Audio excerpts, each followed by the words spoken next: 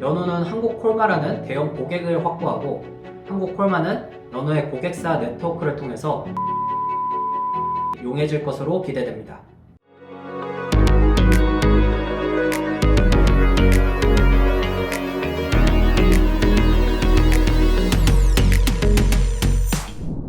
안녕하십니까. 레드버티컬 리서처 오재석입니다. 지난 11월 중순쯤에 저희 채널에서 중국 제로 코로나를 더 이상 유지하기 힘들 것이라는 영상을 업로드했었는데요. 중국이 제로 코로나를 폐지하면 수혜를 볼 산업으로 화장품 산업을 선정했었고 코스메카 코리아나 코스맥스 등의 기업에 대해 알아보는 시간을 가졌었는데요. 실제로 지난 12월 7일에 중국 국무원에서 기존 제로 코로나 정책을 사실상 포기하는 조치를 발표했었고 거기다가 12월 8일부터 중국 OTT 비리비리가 2020년에 방영됐었던 슬기로운 의사생활 시즌1을 독점 방영하기 시작하는 등 한한령 해제에 대한 기대감도 높아지고 있는 상황입니다. 이렇게 제로 코로나 완화와 한한령 폐지가 가시화가 되면서 시장에서도 화장품 산업에 대한 관심이 높아지고 있는 상황인데요. 오늘은 그런 화장품 산업 중에서도 화장품 용기 사업 국내 1위 업체인 연호에 대해 알아보는 시간을 가져보도록 하겠습니다. 우선 화장품 용기 산업부터 알아보겠습니다. 일반적으로 화장품 용기는 화장품 제조 원가의 약 10%로 가장 높은 비중을 차지하고 있다고 알려져 있습니다. 만약 여러분이 만원짜리 화장품을 산다면 1000원 정도는 화장품 용기 값인 거예요. 시장 규모 기준으로는 국내 및 글로벌 화장품 시장 규모 중 약 14% 내외를 화장품 용기 시장이 차지하고 있습니다. 전방 산업으로는 화장품 완성품, 그러니까 화장품을 제조해서 그 완성한 제품을 파는 기업들이 있는데요. 연호 같은 화장품 용기 업체에서 화장품을 직접 제조하는 LG 생활건강이나 아모레 퍼시픽으로 바로 판매가 되거나 아니면 화장품을 위탁 생산, 그러니까 저번에 말씀드렸었던 화장품 ODM 서비스를 제공하는 한국콜마나 코스메카 코리아 등에 판매되는 구조를 가지고 있습니다. 만약 전방 산업인 화장품 제조 기업의 실적이 좋아지면 연호 같은 화장품 용기 제조 기업도 자연스럽게 수혜를 보겠죠. 화장품 제조 원가의 10%를 차지하는 만큼 화장품 용기 제조 기업의 떨어지는 수익도 클 것입니다. 연호는 이런 화장품 용기 산업에서 국내 1위를 차지하고 있는데요. 2022년 6월 공정거래위원회에 따르면 연호의 시장 점유율은 25%이며 그 뒤로 펌텍코리아 15%, 사마 10%를 각각 차지를 하고 있고 약 25개사가 경쟁을 하고 있다고 합니다. 자, 여기까지가 화장품 용기 산업에 대한 설명이었고요. 그럼 본격적으로 연호에 대해서 알아보겠습니다. 연호는 1982년 8월에 개인 사업자로 설립이 된 후 1994년 9월에 법인으로 전환이 됐고요. 2015년 11월 2일에 코스닥 시장에 상장을 하였습니다. 1990년에 국내 최초로 화장품 디스펜서 펌프를 개발해서 상용화한 이후에 지속적인 연구 개발을 통해 펌프 및 튜브형 플라스틱 화장품 용기에 대한 수준 높은 기술력을 계속해서 개발하면서 지금 보유하고 있습니다.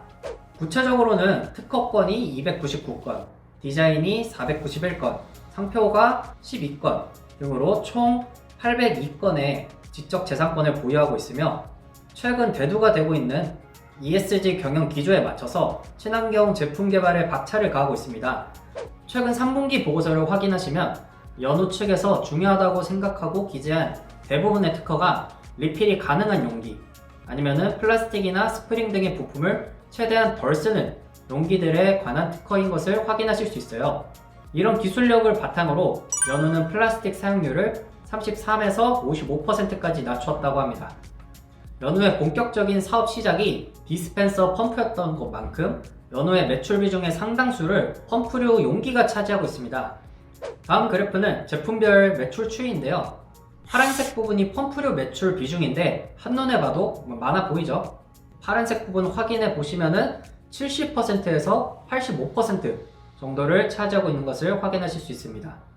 연호의 주 고객사로는 국내 시장의 아모레 퍼시픽과 LG 생활건강 그리고 미국 시장에 PKG 그룹이 있는데요. 2021년 말 기준으로 아모레 퍼시픽이 전체 매출의 17.56%를 차지하고 있고 LG 생활건강이 16.46% 그리고 미국 PKG 그룹은 26.82%의 비중을 차지하고 있습니다. 참고로 PKG 그룹은 2005년부터 연우와 제휴를 맺었고요. 미국 지역에서 영업을 대행해주는 판매회사인데요. 연우는 PKG 그룹과 긴밀한 협업을 통해서 영업 현지화를 이루어냈고 미국 시장에서 고객사 네트워크를 형성할 수 있었습니다. 이러한 노력으로 매년 약 25%의 수익을 미국 시장에서 내고 있는 상황입니다. 실제로 지역별 매출 현황을 살펴보시면 미국 매출 비중이 국내 매출 비중 다음으로 높은 것을 확인하실 수 있습니다. 다음은 주주 현황을 살펴보도록 하겠습니다. 9월 30일 기준으로 최대 주주는 화장품 ODM 기업인 한국콜마인데요. 총 55%의 지분을 가지고 있습니다. 뒤이어 해외 판매 협력사인 PKG 그룹이 16.13%의 지분을 가지고 있고, 세 번째로 전 최대 주주인 기중현 대표이사가 5.30%를 가지고 있습니다. 주요 주주들의 보유 지분을 합하면 약 76%인데요. 이를 제외하고 시중에 거래되는 유통 주식 수는 전체의 24%로 비교적 적은 편에 속하네요. 운영진으로는 전 최대 주주인 기중현 씨가 계속해서 대표이사를 맡고 있으며 3명의 사내이사와 2명의 사회이사, 6명의 미등기 이사, 그리고 1명의 상근감사가 활동을 하고 있습니다. 연결 대상 종속회사는 연우 중국법인 한 곳이 존재하는데요. 2016년에 설립되어서 판매 영업을 주로 하다가 2019년 5월부터 공장을 설립해서 본격적으로 제조를 시작했습니다. 다음 그래프는 중국법인의 실적 현황인데요. 본격적으로 가동이 시작된 2019년 2분기 이후부터 매출이 크게 상승한 것을 확인하실 수 있습니다. 다만 중국법인은 설립된 이래로 계속해서 단기 순손실을 기록하고 있어요. 2021년에 매출액 대비 단기 순이익률이 점차 회복세를 보이고 있었는데 중국의 제로 코로나 정책으로 인해서 다시 적자폭이 크게 증가하면서 고꾸라지게 되었습니다. 최근 제로 코로나 정책이 완화될 것으로 기대되는 가운데 앞으로 실적 개선이 기대되는 부분입니다. 방금 주주 현황에서 확인하셨다시피 연우는 한국콜마가 55%의 지분을 차지하면서 최대 주주로 등극해 있는데요. 지난 2022년 7월 1일에 기존 최대 주주였던 기중현 대표이사와 한국콜마 간의 주식 양수도 계약이 체결되면서 연우는 한국콜마의 자회사로 편입이 되었습니다. 한국콜마는 현재 제로 코로나 정책 등으로 인한 중국발 리스크를 줄이기 위해서 노력 중인데요. 대체 시장을 찾는 것이 최우선 과제인데 그 중에서 제일 집중하고 있는 곳이 바로 북미 시장입니다. 그런 상황에서 이미 미국에서 다수의 고객사를 확보하고 호실적을 기록 중인 연우와의 시너지는 클 것으로 보입니다. 연우는 한국콜마라는 대형 고객을 확보하고 한국콜마는 연우의 고객사 네트워크를 통해서 미국의 시장 진출이 용이해질 것으로 기대됩니다. 또한 한국콜마로서는 용기 제조 부분을 내재화해서 마진을 개선할 수 있다는 점 또한 있겠죠. 네, 이렇게 해서 1부에서는 연우가 영위하고 있는 사업과 주주 현황 등의 기업 개요를 살펴보았고요.